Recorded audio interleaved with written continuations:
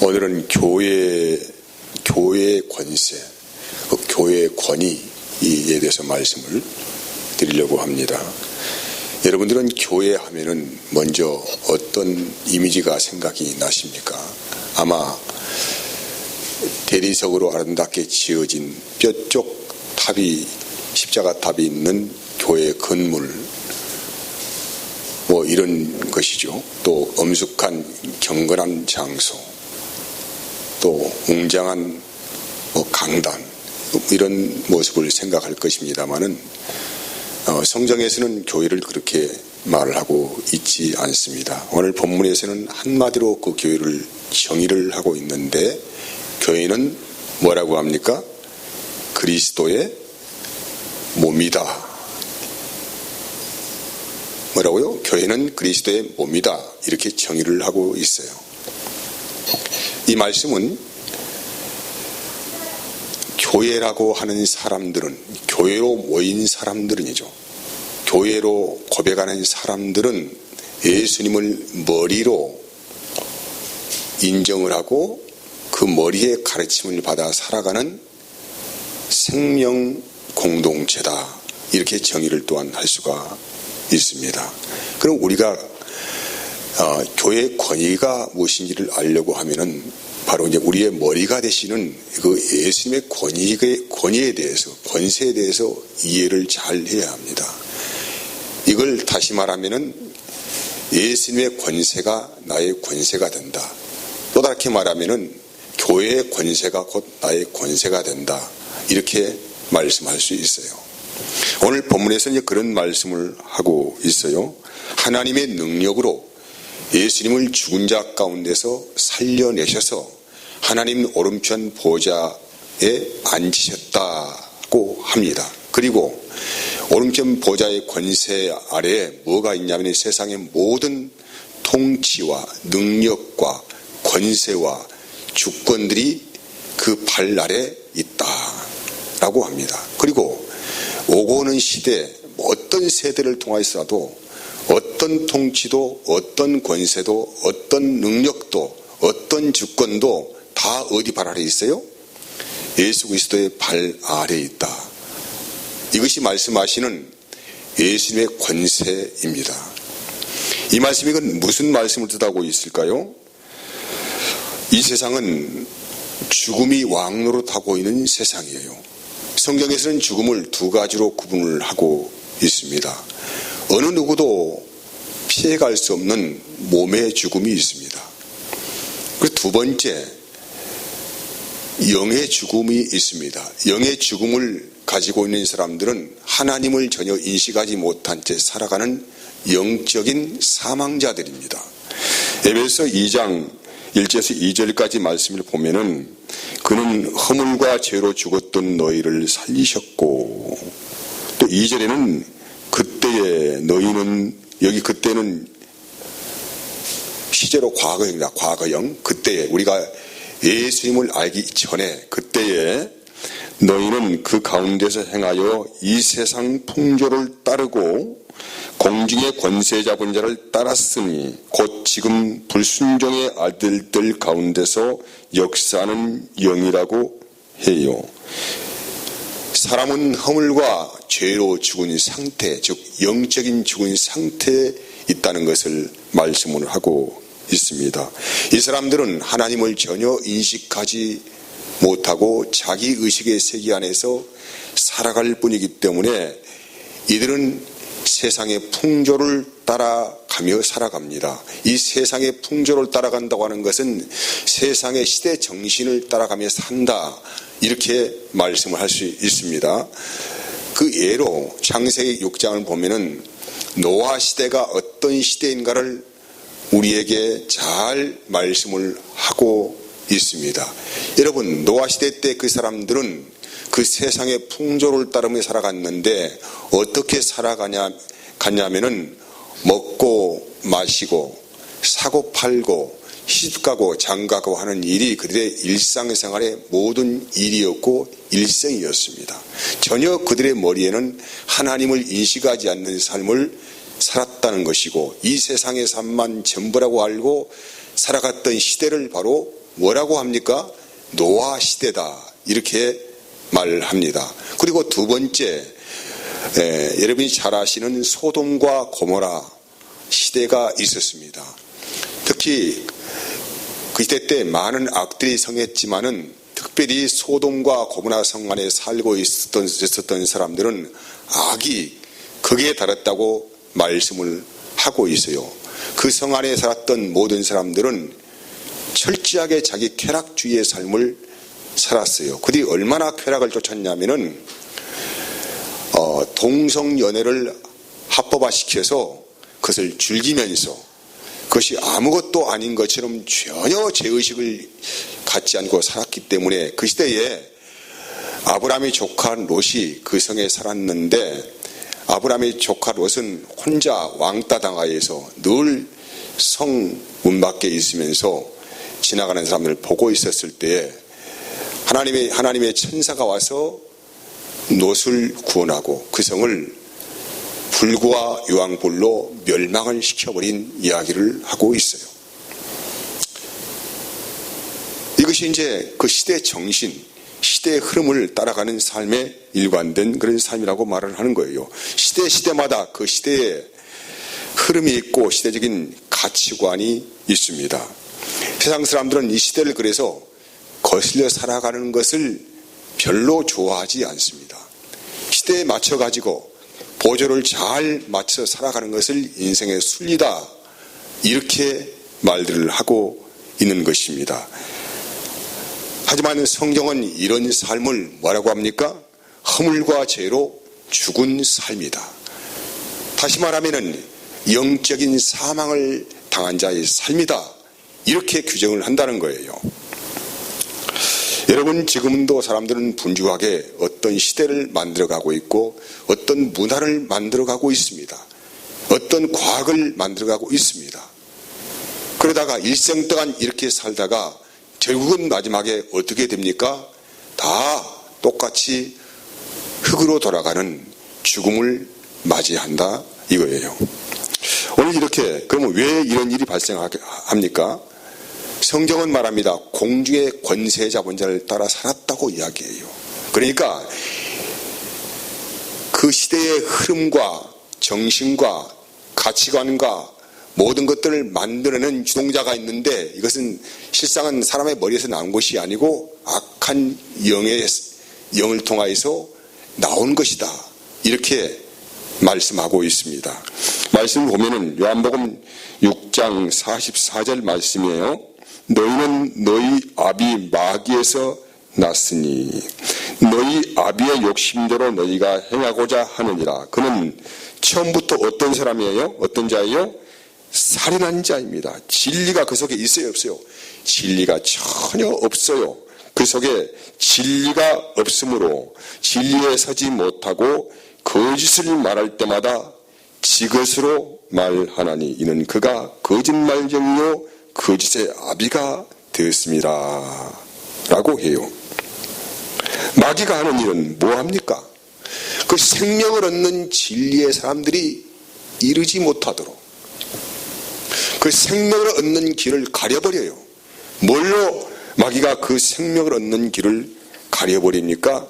세상의 수많은 풍습과 사상과 철학과 시대적 이데올로기와 거짓 진리 등을 만들어내서 사람들을 죽음의 영으로 꽁꽁 묶어서 옴짝달싹 못하게 하는 것입니다. 이렇게 마귀가 만들어놓은 거짓말을 따라 살아가는 삶을 뭐라고 성경은 또 말하면은 육신의 정욕과 안목의 정욕과 이생의 자랑이다, 라고 성경이 아주 분명하게 말씀을 하고 있어요. 우리가 살아가는 이 세상, 영의 눈을 뜨고 보지 않냐면 모든 것은 아무런 일이 없습니다. 그냥 세상은 그렇게 흘러간다고 다 그렇게 인식을 하고 있어요.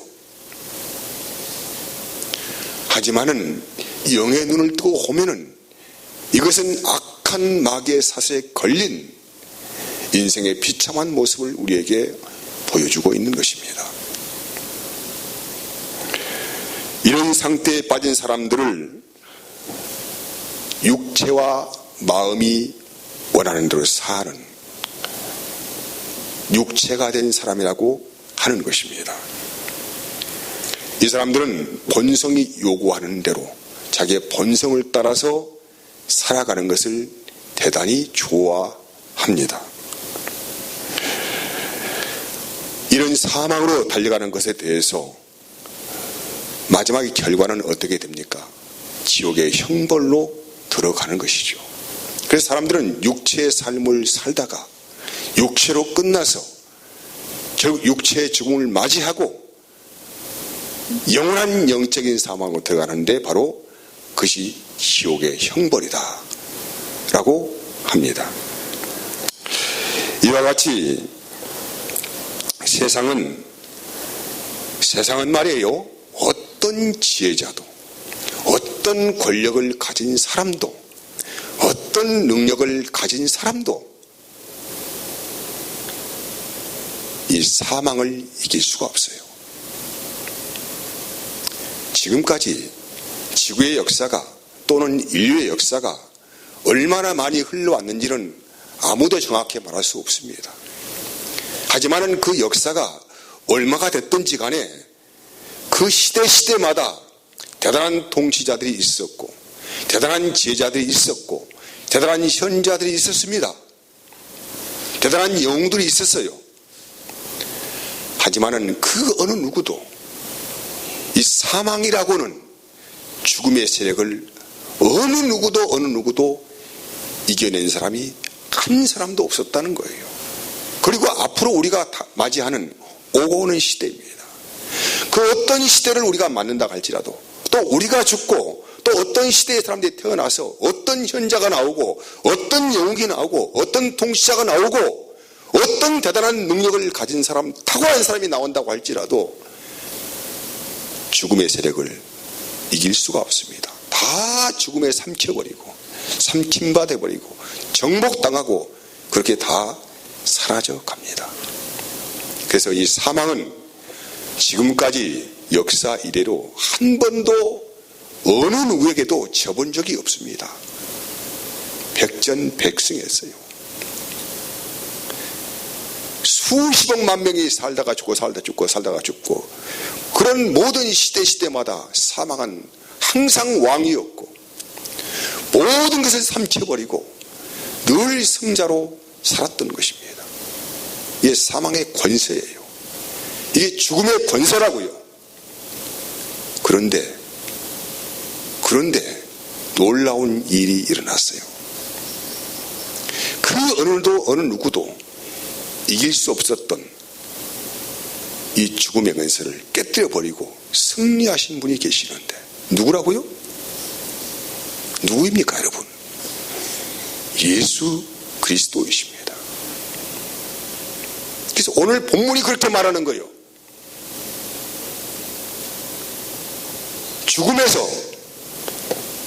하나님이 죽음에서 살려내셨다. 누구이십니까?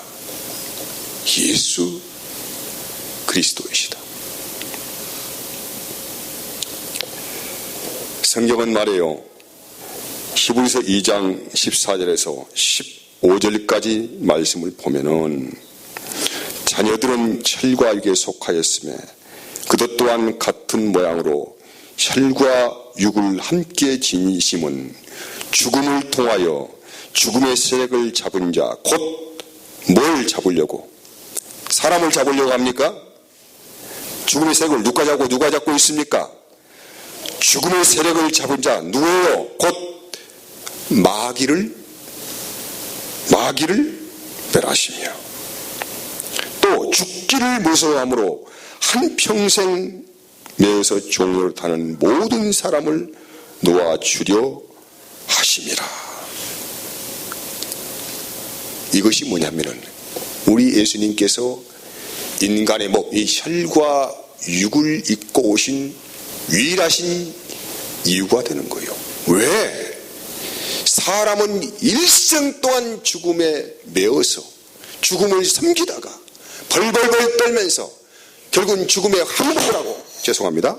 항복을 하고 다 그렇게 죽음에 삼켜버린 바 되니까 일생 동안 죽음의 종으로 타며 살아가는 이 사람들을 불쌍히 여겨서 구원을 하시려고 우리 예수님께서 직접 죽을 수밖에 없는 인간의 몸을 입고 오셨다 이 말이에요. 이 말씀을 이해를 하시겠습니까?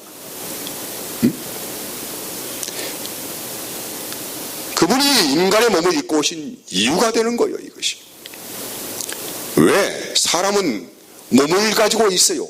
이 죽음의 저주를 피할 수가 없다는 것입니다.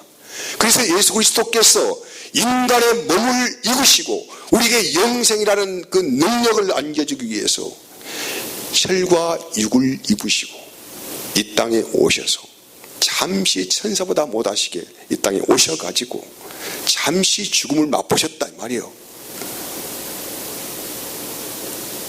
사람은 죽잖아요. 사람은 몸은 죽어요. 그리고 몸은 죽고 영도 죽은 사람이 있고 산 사람이 있어요. 근데 영이 죽은 사람들을 구원하시기 위해서 그분께서 이 사망의 늪으로 오셨다 이 말이죠. 그래서 잠시 죽음을 맛보셨다 해서 여기에 히브리서 9장 2장 9절에는 그렇게 말씀을 하고 있고, 또 방금 우리가 읽은 말씀 안에는 이 죽음의 세력을 잡고 있는 마귀를 멸망을 시키기 위해서 그분이 오신 것이다. 오셔서 뭘 하십니까? 죽음을 정말 죽으셨죠. 죽으셔가지고 어떻게 됐습니까? 끝나버렸습니까? 아니죠. 그분은 사망 권세를 이기시고 다시 살아나셨다. 이것을 죽음을 이겼다. 죽음을 심판했다. 승리의 관을 씌었다. 사랑하는 여러분, 이 세상에 어떤 사람도 아직까지 한 번도 죽음을 이겨본 사람이 없어요. 아무리 돈이 많은 부자도, 엄청난 지식을 가진 사람도, 세상을 거머쥐고 쥐락펴락하는 그런 권세와 통치력을 가진 어떤 사람도 다 이 사망의 세력 앞에서 백기를 들고 다 도망갔어요. 그리고 삼킴받아 버렸어요. 이겨본 적이 없어요. 근데 유일하게 사망 권세를 이기시고 다시 살아나셔서 마귀를 심판하신 분이 계시는데 그분이 바로 누구라는 겁니까? 누구예요? 예수 그리스도다. 이것이, 자, 그러면은, 그래서 모든 사람들은 예수님 발 아래 다 무릎을 꿇게 되어 있습니다. 무릎을 꿇어요. 근데 저와 여러분들은 세상 사람들과 다른 게 뭔지 아십니까? 세상 사람들은 이것을 모른다는 것이 문제가 되는 것입니다. 그들은 인생을 그렇게 해석하지 않아요. 태어나서 마음껏 즐기고 폼나게 살다가 또 명예도 좀 얻어보고 또 부도 좀 누려보고 재밌게 살다가 장가가고 시집가고 이렇게 인생의 연락을 죽이다가 죽으면 그만이지 하는 이 풍조를 누가 만들었다고요? 누가 만들었어요? 사람의 머리에서 나온 게 아니에요. 그런 이론과 시스템을 누가 만들었다고요? 그런 가치의식을 누가 심어줬어요? 마귀란 놈이 철저하게 어렸을 때부터, 아이가 태어날 때부터 그런 교육을 시킨 거예요. 계속 학교를 통해서, 여러 가지 교육관을 통해서, 여러 가지 정보들을 통해서 세상에 풍조를 심어지고 세상의 가치관, 그 시대의 정신, 이런 것을 심어서 인생은 그렇게 살다가 죽는 거야. 이런 가치식을 심어줬기 때문에 이들은 예수님께서 행하신 놀라운 일을 전혀 인식하지 못한다는 거예요. 전혀 알지 못해요.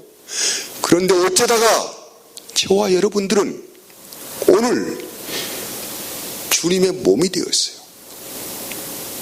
이 말을 뭐라고 했나고요? 주님의 교회가 된 거예요. 교회가. 예수를 머리로 알고 그분을 따라 사는 한 몸이 된 거예요. 누구만 교회라는 것입니까? 이 놀라운 권세를 알고 있는 사람이 주님의 몸된 교회라는 거예요. 교회. 할렐루야.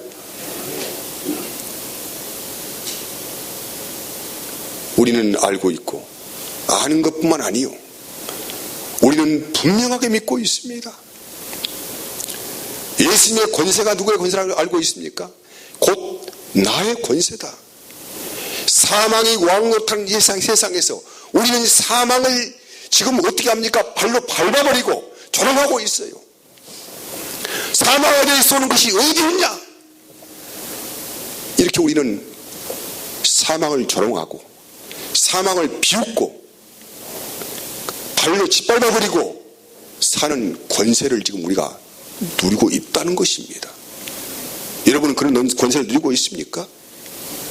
그런 권세를 누리고 있나요?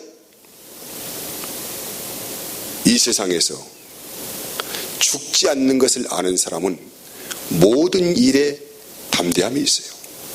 두려움이 없습니다. 그렇지 않아요. 우리는 영원한 생명의 부활을 얻는 은혜를 이 심령 안에 믿음으로 가지고 있는 사람들 아닙니까? 이것이 우리 주님께서 우리에게 주신 권세, 유일한 권세. 세상의 어떤 통치자도, 어떤 지혜자도, 어떤 능력도 감히 알아볼 수가 없었는데 다 죽음에 항복을 해버리고 그게 삼켜버리고 종로 타다가 끌려가서 그들의 형벌, 지옥의 형벌 안으로 들어가는데 우리는 하나님의 특혜를 입어서 이 사망이 왕노릇하는 세상에서 주님을 머리로 섬기고 살아가는 교회의 권세를 누리게 된 것입니다. 할렐루야. 그렇다면은 아직 이 영적인 세계를 모르고 있는 사람들을 향하여서 저와 여러분들은 무슨 마음을 가져야 알겠습니까? 불쌍하잖아요. 이 세상에서 예수님을 모르고 사는 사람처럼 짠하고 불쌍한 인생이 없어요. 그렇게 불쌍한 인생이 있겠습니까? 사람이 일평생 빌어먹고 살아도 예수님은 알아야 돼요. 그렇잖아요. 근데 일평생 죽음의 종로로 타다가 먹고 싸고 놀고 쾌락 즐기고 그것이 인생의 전부지 살다가 결국은 벌벌벌 떨면서 죽음에 삼켜버려서 사망으로 들어가는 인생들을 바라볼 때에 이 생명의 능력을 얻은 우리들은 그들을 바라볼 때에 어떤 마음이 있어야 합니까? 하나님의 은혜가 있다고 한다면 우리는 그들을 볼 때마다 너무 짠하고 너무 불쌍하고 애처롭잖아요. 그래서 전도하는 거예요. 너무 불쌍해서. 저들에 놔두면 안 되잖아요. 그래서 전도하는 거예요. 예배당 세우려고 전도하는 게 아니란 말이에요. 하나님의 심령을 가진 사람들은, 주의 권세가 무엇인지를 알고 있는 사람들은, 잠시 있다가 없어진 인생길을 알고 있는 사람들은 사람들을 바라볼 때 너무너무 짠하고 불쌍하고 애처롭고 저 정처없는 인생에게 줄 선물이 무엇이냐를 생각하는 거 아니겠습니까? 그래서 우리는 복음을 전하는 것입니다. 왜 전도하는 거예요? 오늘 여러분 말씀을 통하여서 영의 눈이 떠지는 은혜가 있길 원합니다. 주님이 이루신 권세가 나의 권세가 됨을 볼 수 있고 느낄 수 있고 고백할 수 있는 은혜가 있길 원합니다. 그리하여서 여러분의 가슴이 열려서 세상을 바라볼 때에 전부 다 마귀의 발톱에 찍혀져 가지고 거기에서 일평생 그렇게 땀을 흘리며 살다가 결국은 흙으로 돌아가는 인생들을 향하여서 여러분이 가진 권세를 함께 누리시는 그런 은혜가 있기를 진심으로 축복을 합니다. 기도하겠습니다. 하나님 감사합니다. 복되게 하여 주시옵소서.